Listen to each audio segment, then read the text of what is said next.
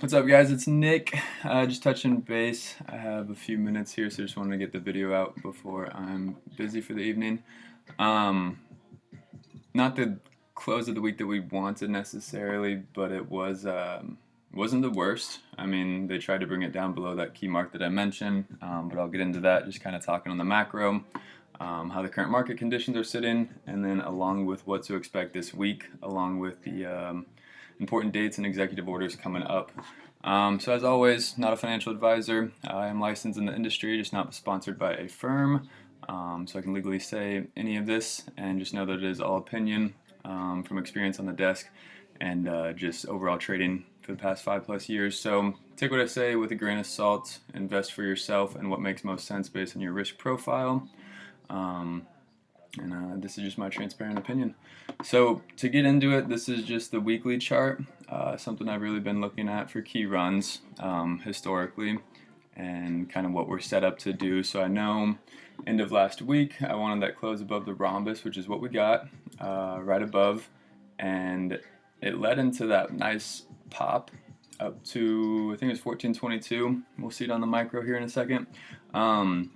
So it came down, tested the bottom of that macro wedge, closed the weekly candle, full body candle, above that little rhombus that I mentioned, and then we got the strength that I wanted, and everything was playing almost to a T up until Wednesday late morning, I believe, is when they just dropped the SPY off a cliff. So 16-point drop in an indice within a day, which is pretty crazy for an ETF. I know the economic condition isn't the best, but like logically, it doesn't line up. Like they got monkeypox coming out and everything else, and doesn't jive with me. But basically, all that started once we were breaking the top of this macro trend. So it really shows me that they're watching something similar, and they don't want it above this macro trend, because I don't know if they're going to be able to suppress this anymore, which we'll get into. But we got that pop up, touch the top of the macro trend, came back down, and then they tried to break the rhombus like late afternoon on Friday after they got that push off the top. You could just see them railing the bid on time and sales, just trying to flush us underneath here, break some 4-hour SMA crossovers to the downside. So they tried to give it everything they could, but of course you can only park orders for so long, and foundational TA is only you can only dodge it for a finite amount of time. So orders started flowing through. Call volume was very high on Friday with the net flow I was looking at, way above puts. It looks like they're actually closing out some of their puts from what I saw, and then that volume hit around 2 Eastern, or a little bit after. I think it was 2:30, and we started getting that curl back up along with the rest of the indices, and everyone thought that we were done, but market dynamics just it wouldn't allow that, to be honest. I know everyone was freaking out, but plunge protection team hasn't even stepped yet, and I knew the reversal was coming. I made 88% on some TNA calls. That's the upside to IWM. It's just a 3x leverage ETF. But anyways, we got the close in the rhombus, and it was a strong close. It's 1203, which is huge when it comes time to options. Like, that's just more in the money for them to delta hedge for, or even deliver if big people want to exercise those. So great weekly close. All else being said, with market conditions, I know we got a nice pop off that true negative beta. We just needed a relief in the market, and that's kind of what I was saying before. So when we got that, that's what that pop led to. And then of course SPY dipped off. So when it falls that hard, you can't do much except kind of hold on in a sense, or just in the case to where like you understand, like, okay, like if the whole market's falling this amount and we got some securities dropping over 15%, like, yes, we're gonna dip, and it doesn't matter what your negative beta is, essentially. So we should see that returning this week, though. I think we'll get a nice broad market bounce, but I did want to cover some a little bit more macro, but also what I'm looking at and what it's compared to. So if you go into here, this is just a 1 year, 1 day chart. Well, not 1 year, we have a few years on here. But this just shows you macro trend a little bit better on different gap areas, but also just overall schematics, which I'll get into. And then I threw in the earnings stuff down there as well that I may hit on. But this is kind of the setup we're currently rocking with. I've been saying that I only track OBV, and that the current OBV setup is very similar to pre-June. So like if you look at this OBV setup, I'll kind of explain it more because I haven't hit on it too detailed, but like you got your kind of bat ears, cat ears, whatever you want to call them. It's a very similar thing to here, but I mentioned like they've been stretching the tape since, obviously since this breakout, but basically since November, December of last year, kind of when we had that last break off the 200. We came back down and they just kept trying to pull us out of this macro wedge here. And they did. They got us successfully. And then our macro rising support coming off of like some 4 or 5 years plus on these bottom lines here started catching. And they could not keep it under there. They tried, but then we got that 1320 level, which I've been speaking a lot on lately. Once they hit off that, it dipped below to 1290. And then came back up and kind of had this like arcing shape here, which is very intriguing because it came up and it tested this macro wedge on the downside, and then it came back off of it, I believe, on this day, and then closed strong. And we kind of just stair-stepped until we found our elevator that I get into quite a bit. But something I do want to show you and what I've also been looking at here is this kind of section here leading up into January. Along with this one, you could argue, like this is kind of a schematic that a lot of people are looking at, is a similar shape to right here. But I do want to pull up a second one because both of these are extremely close to each other in regards to how they're set up currently. And again, I don't follow bars pattern too much, but I can't like disagree with what I'm seeing in similarities. So if you pull up, I'm just going to kind of zoom in on this one here, and then this guy, adjust this real quick. You kind of see the formation here a little bit better.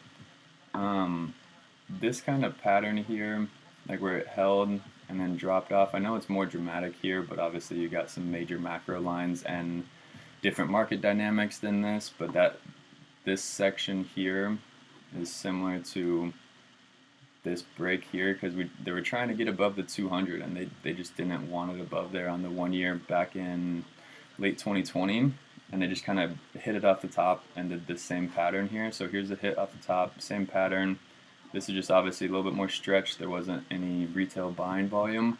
But if you notice, it caught this macro support that it just kind of started on its own because it was just completely oversold on the yearly even. And it caught this similar type pattern to where we hit here, popped up again, and then we came back down again. This is a little bit more dramatic on this side, but if I just narrow this down, you can see the similarity starting here to here, and we're getting this like micro stair step, kind of a very similar aspect to here. Like you get your flare to the new support, test the resistance above 1, maybe 2, 3. Actually, here 1, 2, and then 3 is your breakover. So here's 1. I don't know if we quite touch it here. Here's 1, and then 2. We tested it. 3 is a test, and I don't know if this is what AA means. There's a lot of things that could go into that Doctor Strange by 4, but this daily candle, even though it got pretty bloody for a second, came back and closed up within this rhombus. So with that, it's kind of something similar to this. I don't have it drawn up right now, but this was kind of their last attempt to knock it out, and that's what they're trying to do here. But I really think, again, we're now on the daily candle. I don't know if I expect a ton on Monday. We could maybe hop above this 1250 mark and consolidate in this little triangle here, but it's within days of breaking this macro wedge, the falling wedge coming down here. So whenever this does take place, this is where you're going to see your big velocity that's been pulled off the top from here, over a month now, along with everything else going on, failure to delivers, different catalysts with GameStop, and basically buying majority ownership of a competitor. So there's just too much going on for me to not recognize it, and a lot is lining up in that case too. And you could also argue, I've looked at this one too. This is something similar. Like, this is the same exact pattern. I like this one better, to be honest, but everyone loves the January pattern. You see this flare up. These candles here are very similar to these ones here. To where it flared up, kind of curled back down, and then we got a bigger break on ours, of course, but you got to think of where we're currently at. Like, a break up to 1215, 1220 range at that time was very exciting because they took it down all the way to the fives. So when we did break up here, that's like the equivalent of our 34 run, in my opinion, like this guy right here. And then it has a very similar calendar or candles there. They shorted off the top. They try to get it back above. And in this case, like, it was just like people were still figuring out what was going on. So like there wasn't as much awareness, but this kind of movement, this little bit right here is honestly this bit here. And then this is, remember where I said January, this is where I think they're combined. Then in January, when it rejected off that 200 that I mentioned, this is the January one. So they're almost like combining algos, in my opinion, and stretching the tape. And then this part right here, what I'm seeing at least, is this candle.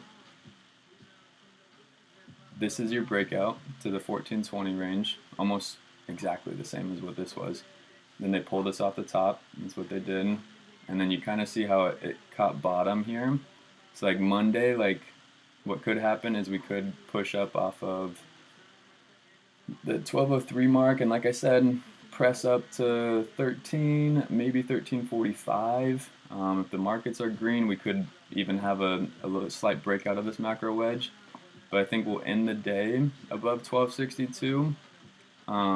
It'll be a green candle, but kind of like this one. And then this is Tuesday. This is Wednesday. And then it's all dependent on broad market as well. If broad market just wants to give us a pop to like 405 to 415 on SPY, that's when our negative beta is going to catch. And when we jump this creek at 1640, it's the same yellow line right here before the June run. Same exact yellow line. It's like scary how close it is in dates, because this is 525, and 525 would be Monday, Tuesday, Wednesday. We love our Wednesday, so I think on Wednesday we could be testing 1630, 1640 range again, and then we might retrace down to this macro and kind of catch this macro rise in support, but I'm fully expecting a test up towards, like, once we're through 1640, we obviously have our 1776 and your 1884. I'm expecting a lot of consolidation in between here, and when I say that, like maybe a day of it or 2 days, and I don't know if we're going to get the full test to 22.5 this week. I would love to, but I would say Wednesday or Thursday we could be between this 1884 to 22.5 mark. So like, let's say that is the case. So I don't want to call definites quite yet. It's looking very promising based on these fractals and similarities in OBV as well. But I do also want to be logical in movements and be positive when this thing goes, because I know that we're extremely close. It's just a matter of what the broad market wants to do, because unfortunately that is influencing a lot of movement right now. Because you can kind of see here on the 1 day how it bounces in between here. But getting more into the micro scale of things on the 1 hour, we'll hit on this here and like go over some potential movements, and I'll probably wrap up the clip there because I do gotta get going. But here's the same exact lines that you saw them before on the yearly. This one's a little bit off here. On the yearly, it's just obviously these are built for 1 hour candles. If you notice what this is them preventing the crossover from the 200 and the 50 EMA. So they know what's behind it. And basically, I don't think it's all from memes, but I think there's a very good chance that these guys are way too over leveraged. I know Kevin O'Leary, I think is his name, spoke on this. Someone's going to go under.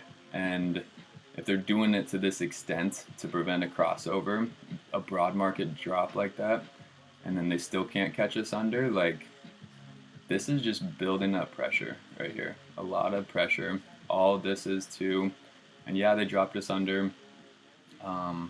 People said it's a rising wedge. I think there's more that goes into it than that. Like, yeah, it's a rising wedge, but at the same time, like, this is the main thing they were trying to prevent. So I don't think it was wrong to be saying what I said last week, because we were on track. Like, if we would have broke this part right here, like, this would have been the most explosive zone to break is up here, or even on this Friday would have been nice up here. This would be even stronger, but we're in a good spot. So kind of a quick rundown of what I think from movement-wise to come this week, because I do think we could get a big move this week.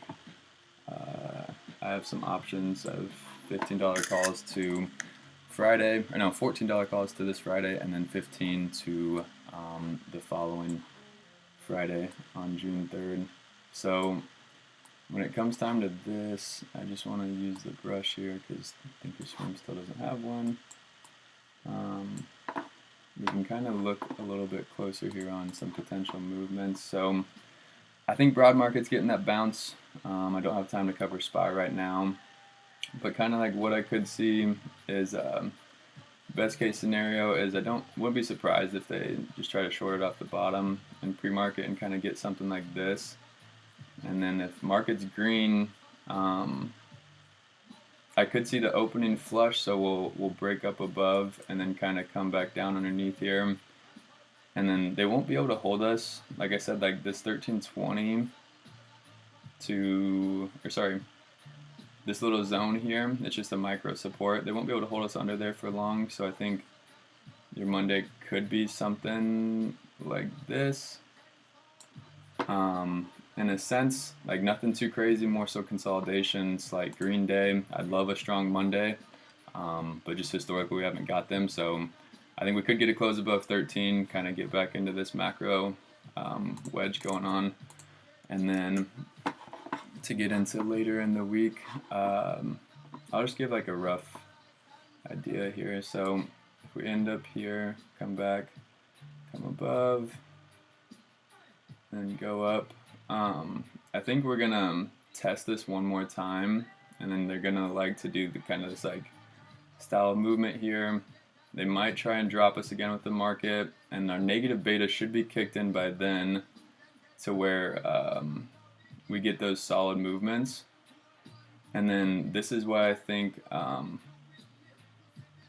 Tuesday we could get some movements, or most likely Wednesday is what I'm really looking at, like right here. Again, these are all just hypotheticals. I know it looks like squiggles, but that's just natural movements I could see in the near term, just some slight rip downs for them to try and continue to shake us. And then this day is where I could see it getting violent quick. It could be right out the gates, but I think like we'll just kind of have a big rocket candle like this on Wednesday most likely. A close above 16 would be awesome. And then Thursday you could have even more explosion, press at 1776 mark and beyond. This 1640, this yellow line is really what I'm excited about, because they wanted it under there. So obviously 1320 and above, like this mark, will bring that kind of explosion. Like once we consolidate and reclaim that zone, that macro break will be violent, a couple dollars in my opinion. And then we'll really kind of get into that zone and have the stair step like we did before. And then kind of like that last movement over here. Let me get back to it. This movement here, we started off, came back down, kind of little stair steps, broke above, and then really ran. Well, if we do what I mentioned, the 200 and the 50, like the 50 is going to cross up to the 200, and that crossover alone could send us. But this week, I really think we could get at least 1640 up to that 22.5 mark. I know that's a big zone, but it just all depends on broad market and what it wants to give us. And then I'll make another video tomorrow or the following day with like some more details in regards to that. But Monday, kind of same thing. Not looking for anything too crazy. Maybe a 5 to 8% day. If it is slightly red, if they want to pull some stuff on the market again, I'm okay with that. I just view Mondays as consolidation days. But if broad market is green and we're cruising, then I really think we're going to take off quick. So that's it for today. Just wanted to pop in, give some more context to that and what I could see. And then tomorrow and Tuesday, I'll give more of a broad market dynamic in regards to what I think this movement's going to look like. I just want to see what Monday brings, and then I can get a better gauge on the week market sentiment wise, and then I'll send that macro on what to expect going forward. So appreciate you joining. Again, this is just my opinion. There's a lot of people with opinions out there, so take it in, do your own research, and best of luck. Should be a fun week.